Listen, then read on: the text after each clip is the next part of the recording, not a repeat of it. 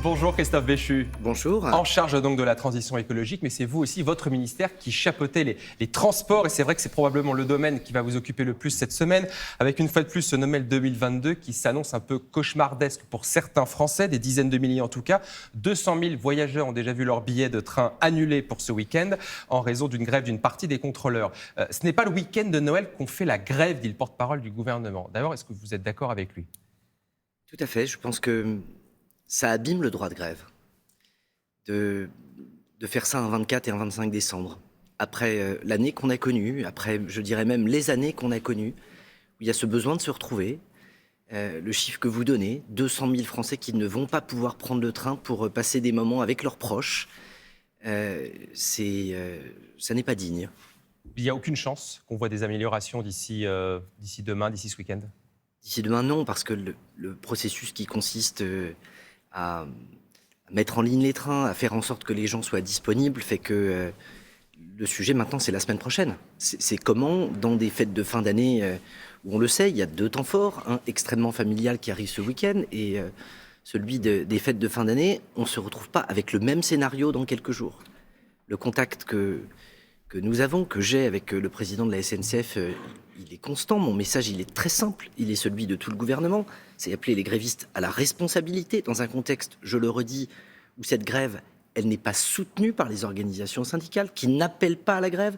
Et c'est en même temps un appel à la direction de la SNCF pour maintenir, pour renouer le dialogue et pour faire en sorte qu'on ne se retrouve pas dans la même situation dans les jours qui viennent. Et c'est tout le problème, c'est que ce mouvement, effectivement, il vient d'un mouvement, d'un collectif hors des syndicats, même si on a deux syndicats, notamment Sudrail et CGT, qui avaient déposé un préavis. Qu'est-ce que vous pouvez faire ? Qu'est-ce que peut faire le gouvernement pour mettre fin, ou en tout cas éviter d'avoir trop de perturbations ?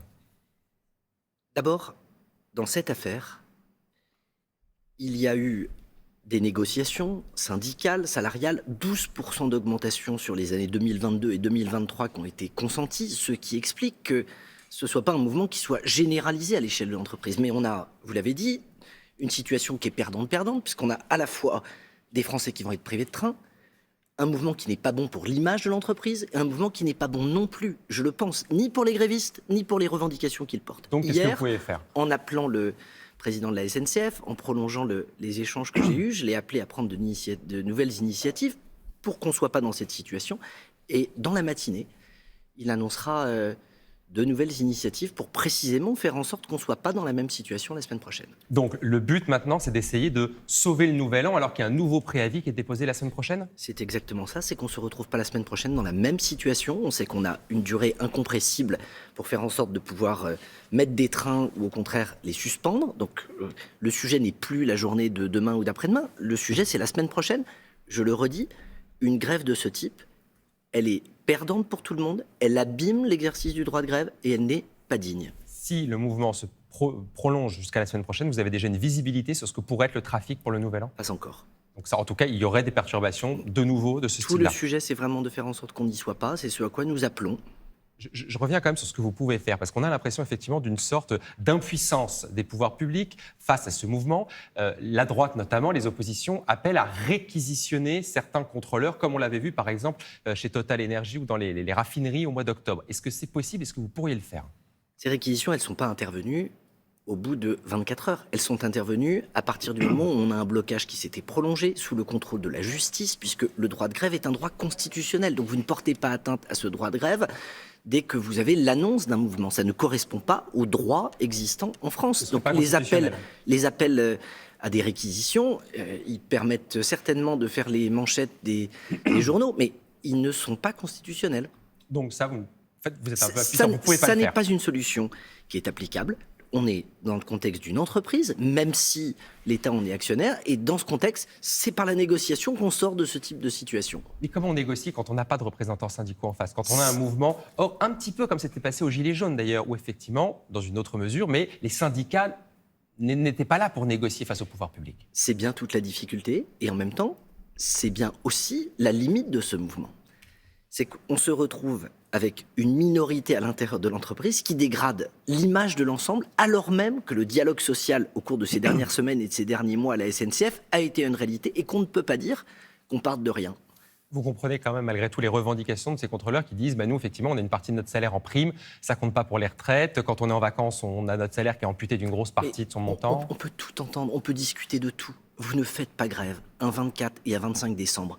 Si vous considérez qu'à un moment, vous avez à la fois une mission de service public, que les mots de famille, de solidarité, de lutte contre la solitude ont un sens, vous vous efforcez d'assumer cette responsabilité, cette mission. Travailler à la SNCF, c'est pas travailler n'importe où. C'est travailler dans une entreprise qui permet de connecter les Français les uns aux autres, qui permet de faire en sorte qu'on ait des transports qui soient décarbonés, qui permet d'assurer un lien entre les populations et les générations, et ça entraîne un certain nombre de responsabilités. Juste un mot sur les voyageurs dont le train a été annulé. Effectivement, la SNCF fait un geste avec le remboursement du prix du billet, plus un bon d'achat de la valeur de 200% du prix du billet pour prendre un autre voyage dans quelques temps. C'est quoi? C'est suffisant quand même pour essayer de calmer la colère de ces Français qui sont forcément déçus, qui verront leur Noël gâché? Je pense que c'est évidemment un geste fort, mais ça ne remplace pas le train que les uns et les autres espéraient pour aller retrouver leurs grands-parents, leurs enfants, leurs amis. Et je partage à la fois la tristesse, la colère de tous ceux qui sont privés ou qui sont en train d'essayer de s'organiser.